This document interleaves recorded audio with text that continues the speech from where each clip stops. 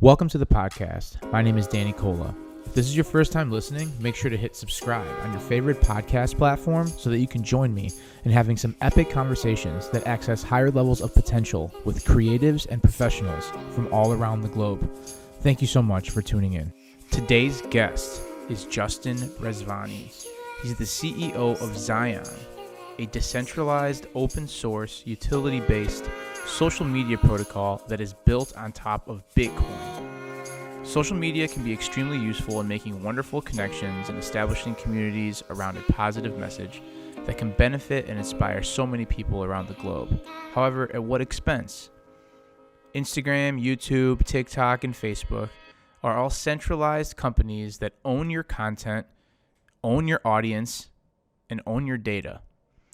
Justin envisions a future where social media is built with a more intimate setup where creators and audience members are directly connected via the Lightning Network nodes, where you're able to control and own all your data and content.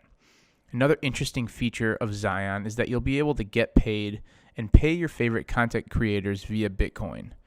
I'm very interested in what the future of social media morphs into and how people like Justin are pioneering that change. This was a great conversation. I was excited and fortunate enough to interview Justin and learn all about some of the ups and downs of his entrepreneurship road and how he's bringing forth what the future of social media might look like. Follow Justin on Instagram at Justin Rezvani and learn more about his journey as he continually gives his blood, sweat, and tears to build Zion. I hope you enjoy this podcast as much as I enjoyed having the conversation. All right, Justin Rezvani, how you feeling today, man? How am I feeling today?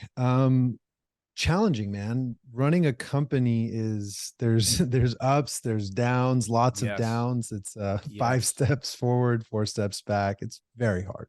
Talk So to me about. today's a challenging day, to say the least. Okay. All right. So when you're in those emotionally distressed states, are there things that you do to bounce back?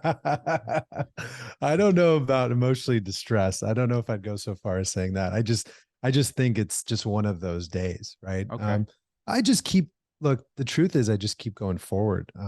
Yeah. It's not I think it's some people say it's always fine and dandy and all is good. And the truth is it's not. Entrepreneurship is a pain in the ass. It's very hard. It's It it's is. it's a, it's a test of your mind on all aspects. So the question is Mm-hmm. just like, do you push forward? And today is a day of exercising, like pushing forward and just being really, really, really resilient and moving forward. That's Wonderful. really it's one of those days for me that I have 15 meetings and I only have enough hours in the day for Yeah. I'll be up till 2 in the morning today. And it's just Well, feeling one of I those days. I appreciate your hard work. I heard you for the first time a couple months back on Skinny Confidential, and I just resonated very strongly with just the way you were talking, your hustle, the way you see the world, your visionary aspects, and it resonated with me very, very hard. So before we talk Web3, before we talk Zion Bitcoin, before we talk nodes and Lightning Network, I want to know and understand your first interaction with the internet and when you first started building a personality on it. Because I feel like people our age were the first kind of kids to build personalities on the internet. So, what was your experience building your first personality on the internet with AOL or AIM or whatever? Yeah. I had an AIM messenger. And that was the first time. And I tried to build like a GeoCity site when I Yeah, me was too. kind of very young. And that was the first impact of like understanding like, oh wow, there's a thing where I can build a version of myself in the digital world and it can be replicated. Um, and allows for unlimitless replication. And I think that's kind of the first thesis where I started learning about the concept of tech can scale, is this like limit, this very highly limited replication of scale. Very interesting. And then, like interacting with girls, thinking about different types of groups you wanted to join. Talk to me about like when it went from AOL, AIM, Instant Messenger to like Facebook, Instagram. When did you start to realize there was something real here where people can start interacting with audiences, interacting with the people that follow them, start selling stuff? When did you start seeing this? I think it was just around the evolution of like what is a platform. And so if I look at the history of the internet, we've had three big phases of the history of platforms. So the beginning was in the 2000s. where AOL, Google, and Apple were the early platforms of the internet. And then the next series of platforms evolved to the actual application framework, which was platforms became things like Instagram and Facebook and Twitter. And now we're now entering the next era of what platforms are, and platforms are people. Platforms are influencers. Platforms are podcasts. Mhm. Platforms are now individuals. They've gone beyond, they've transcended beyond the physical hardware and the gateway, from the application to the actual person. And I think that's been my entire history of my career, is supporting those individuals. How do those individuals, the future platforms of the world, how do you build tools to enable them to create a better relationship with their audiences? And when did you see that Web 2 or Instagram, Facebook, YouTube, the way we see it now, when did you start seeing like, hey, this can't be the future? There has to be a shift here.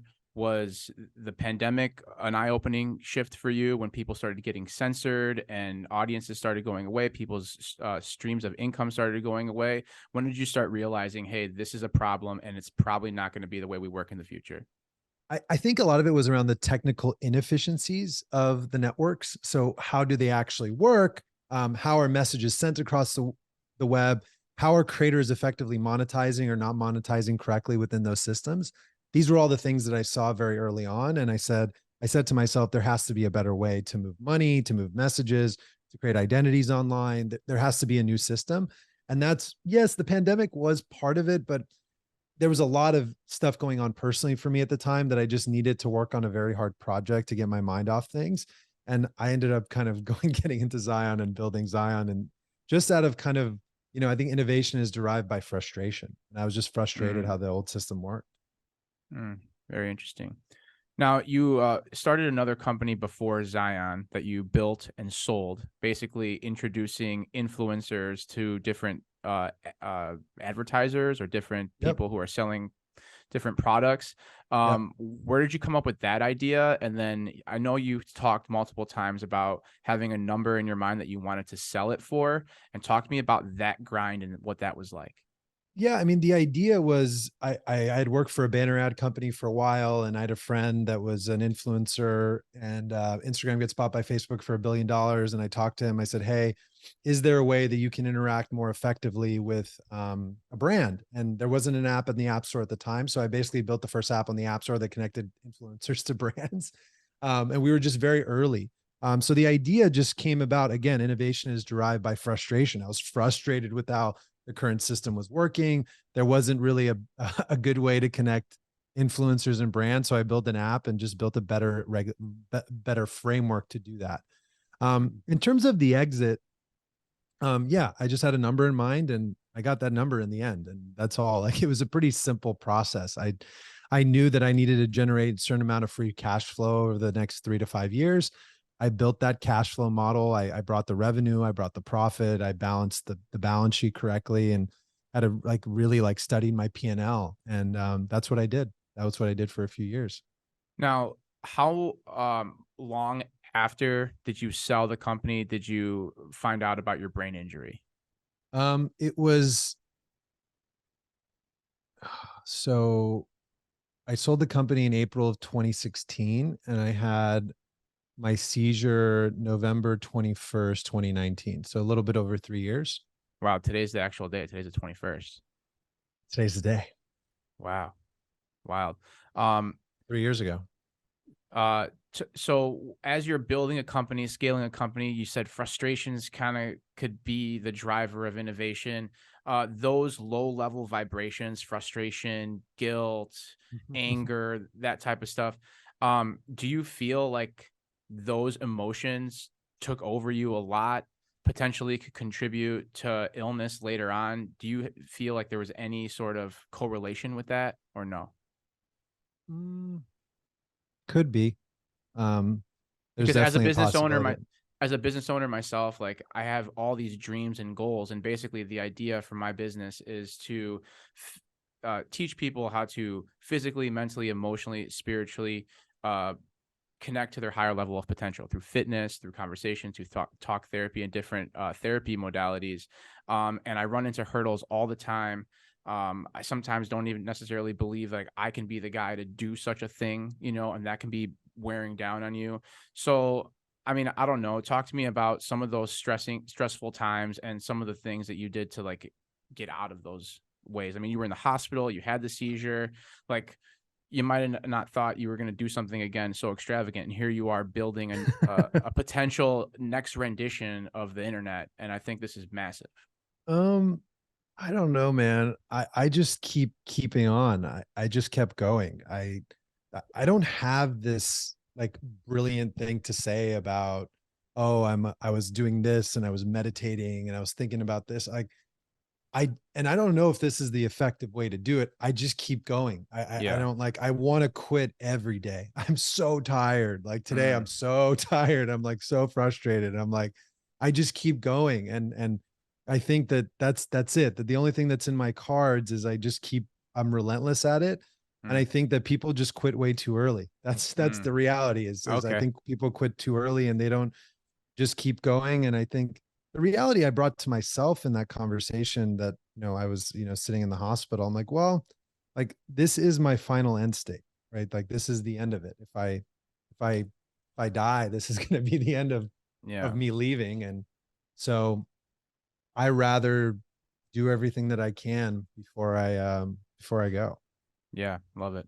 Okay, very good. So we use the analogy multiple times, building mansions on other people's property. The demise of Web 2 into Web 3.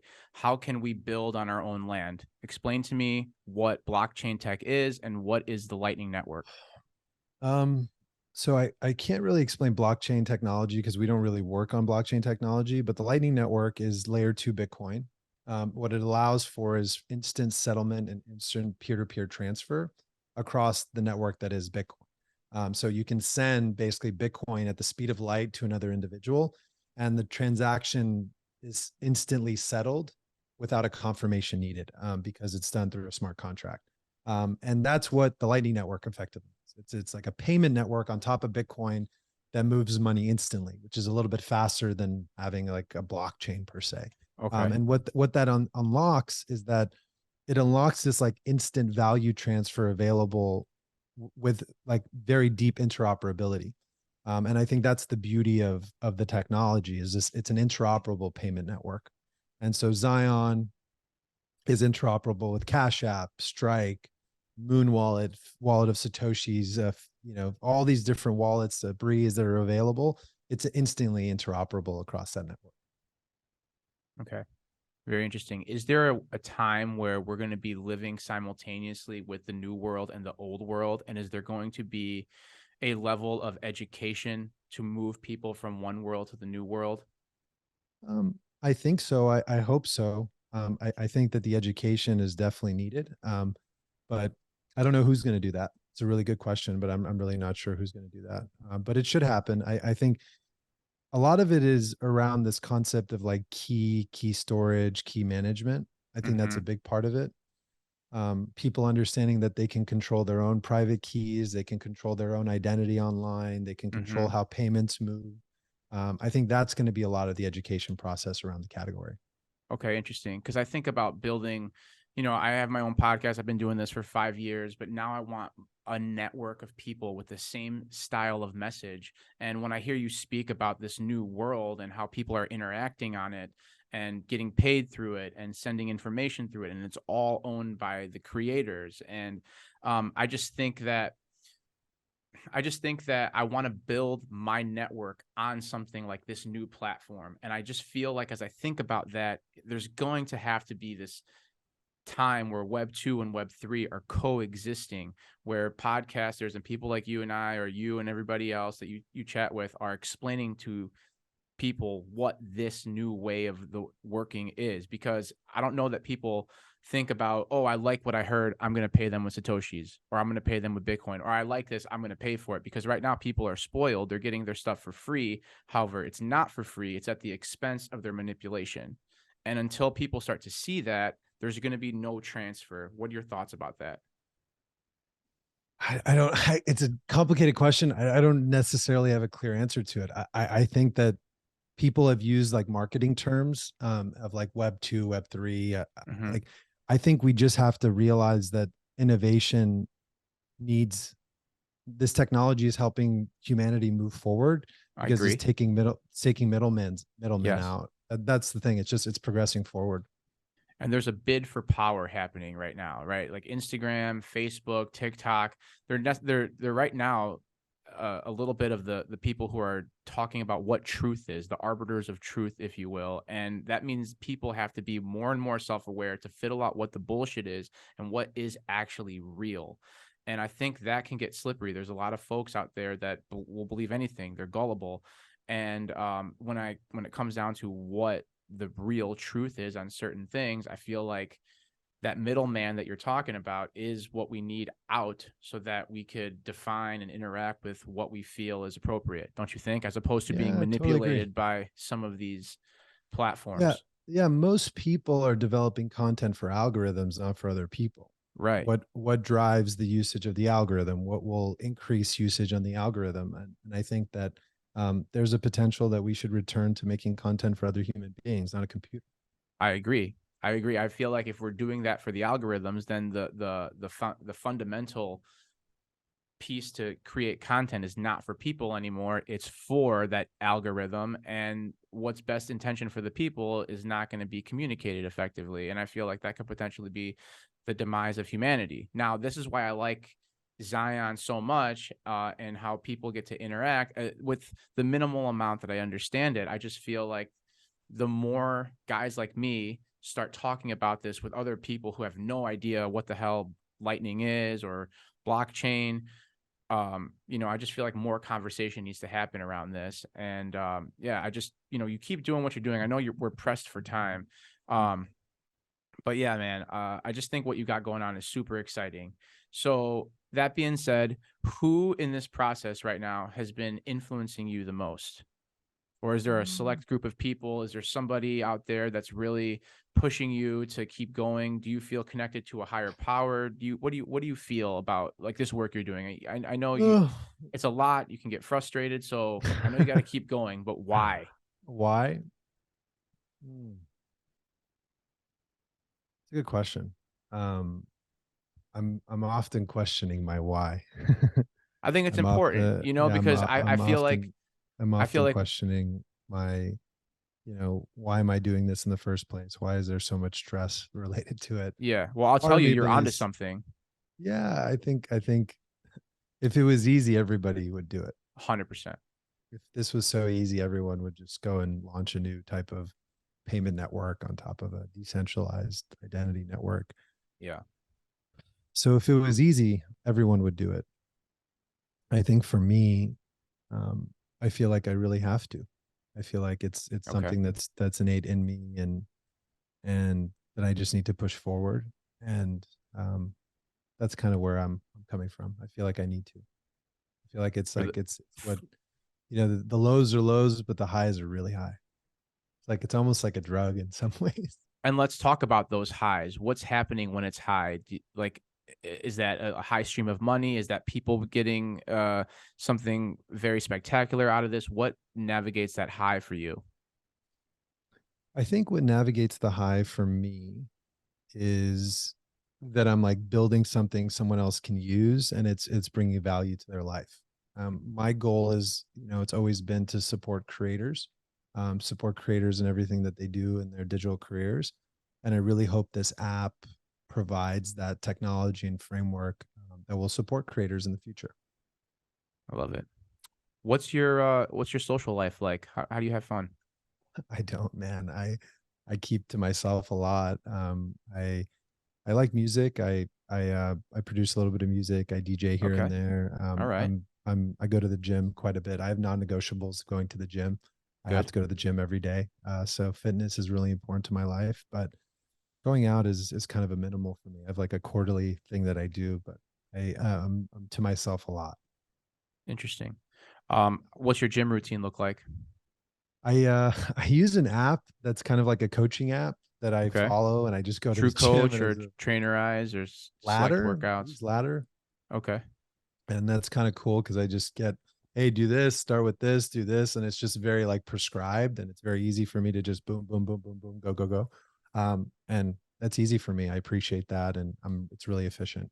And I get to move fast. Like to me, it's like, I don't have a lot of time. So I want to get in and out of the gym. And cause I go to the gym, I go back to the office. So Do you feel like the over hours that you work could hinder your potential creativity? no, because I think my craft requires to me to be like really obsessed with the task. Like I think people balance hinders progress, I think. So I think that when I am off, I'm really off. It's just I'm not that off lately. So like when I'm off, I'm like really off. I'm not really focused on it that much. Hmm. So yeah, that's that. And then you said you're going to be working again till 2 a.m. So Yeah, probably.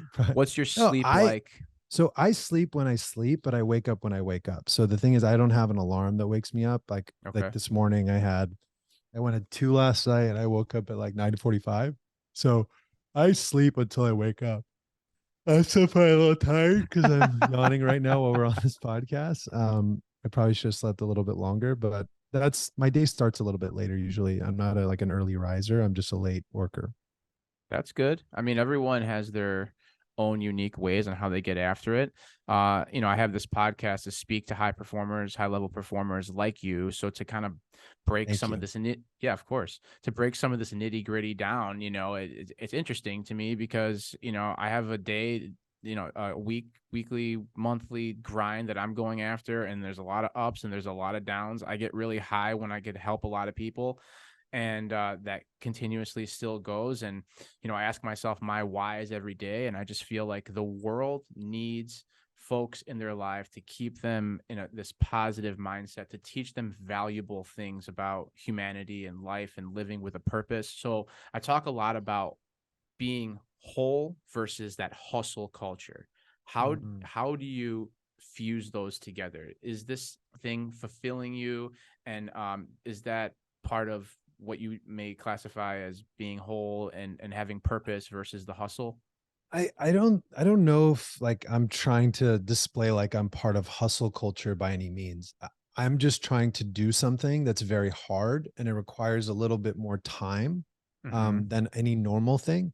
Mm-hmm. If I was launching a website, it would take me a few hours. Like it requires a lot more thinking time, and the time has to come in one way. It could come on the front end, it could come on the back end. So Mm-hmm. the question is, do I just put more hours in and get there faster, or do I put less hours in and take more time? My decision is just to put in more time. So hopefully that I have, for me, it's about more content iteration what cycles. what Like is that what does I'm that mean? making, it means that I have more strikes at learning and failing much faster. I have more rapid iteration cycles if I put in more hours earlier. So someone that puts in 40 hours a week where I put in 60 to 80, I have double the iteration cycles in less amount of time. Okay. So even though the cycle iteration time is actually a function of time, so I have more times to mess up and learn from it, and more times to mess up and learn from it. And I prefer to truncate that earlier in my career than later. That's why Okay. I sold my first company when I was 27, which means that I had a lot of cycle iterations by the time I turned 30, and now I'm 34. So I've learned a lot more. I've just experienced a lot more life, and it allows me to make better decisions as my career increases. Like one of the big things I always tell people is like make a lot of mistakes early and learn from them. Like make as many mistakes as you can early, because like when you're Yeah. older, the mistakes are a lot harder. They're a lot harder on the system. Yes. That's for sure. Yeah, harder to figure out what that pattern was and reinstall new patterns for sure. All right, Absolutely. we got a few minutes, and I want to be respectful of your time. So let's talk about this one question. Well, how do you classify love, and what is love to you? Love is only love if it lasts forever. And Um, I what does that mean? it means that like a lot of the things we might have in life might not actually be love, like the love of your parents. That's usually like love that will last forever. Mm-hmm. You know, Unconditional. I like to use that word. unconditional, relentless. So I don't know if that answers the beginning of your question around love, but it's kind of my my beginning proxy to think about love. What are do you have a like hobbies that you love, or do you have certain partners or pets that Fit, you love? fitness, no. I mean, no to that second answer. But like fitness for me is important because it's kind of challenging my body. Music's important to me. But I don't have anyone special or an animal in my life. I have my No. parents, and I love my parents and my brother. But other than that, it's a pretty tight circle around here. What kind of music gives you that nostalgic like feeling? Melodic house right now, like 4/4, like DJ type music, tech house, Yes. like stuff that I can play and DJ. I have a DJ booth downstairs in my house. And so, I mean, that stuff really like it inspires me to be more creative. Okay, I love that. I got 4 more minutes. I wanna keep elaborating on the DJ and the music. If you're open to talking about this, have you had experiences at shows with MDMA, and how has that affected you? Yeah, I think anything that's a psychoactive thing, it enhances all these types of experiences. I mean, I was at Burning Man this year, and Okay, I think anything that enhances an overall experience is good. And I think people should try them in medical settings, of course. I agree. But I think there's an interesting thing. I just did a talk saying Bitcoin is the psychedelic of money, and I did a post on it Yes, on Twitter. yes, break that And down. the idea is that um, when you do a psychedelic, it kind of Michael Pollan talks about this. It resets the default mode network. Yep, yep, And I think that's a really good thing because whatever patterns you were in, it's like, oh, let me disrupt those patterns. Let me kind of change up those patterns. And I think that's what all psychedelics do in a really good way. And mhm, Bitcoin is that for money. We think of money in a very certain way. And Bitcoin disrupts our default mode network pattern and how we think about money. okay, very interesting. I mean, that's a Uh, whole deep conversation we could go yeah. on, and it's a pretty deep rabbit hole that I've. Yeah, I agree with you. Psychedelics are something that I'm extremely passionate about, and I've had several experiences myself. I feel like I've gotten several downloads from situations that I've been in psychedelic ceremony that I've carried out and is really kind of pushing my journey. I know we got to go. What were some of the downloads you got for Burning Man Oh man, in a it was nutshell? it was a very introspective experience this year. Probably the biggest takeaway was just to focus on the what is in life and not what you wished it to be. Just like Okay. be super dedicated on the what is. This is what it is, and this is how it is. Um, and that to me is the biggest unpack and biggest reveal is like focus your life on what is, not how you wish it should be. What is? Very What good. is? It's what is it? And most of the time our conflict falls under the how we want it to be, not what is. And if you had to give advice to your 30-year-old, or if you had to give advice to yourself from the future right now, what would that From the advice be? future. Yeah, so Just your keep future going. self is sitting up top right now. You've Just developed this just this keep thing going. that's inner working. That's it. Keep going. Just Never keep sit going. never sit, smell the roses, never. Yeah. Yeah. I mean, smell the roses while you're going. It just keep going and keep pushing forward. You only have one chance at this, and just keep going. Progress forward. Rapid All right, iteration man. cycles. Push forward, push forward, push forward, push forward. Rapid iteration cycles. I'm gonna name the podcast title Rapid Iteration Cycles. Yeah, I mean, it's the Dude, same thing at the gym. I mean, if you go to the gym, the more times you go to the gym and you let it rest and grow and blah, blah, blah, like it's the same thing. You just want rapid iteration cycles. yeah. Yeah, yeah, yeah. Very interesting. All right, Justin. I know you got a lot going on.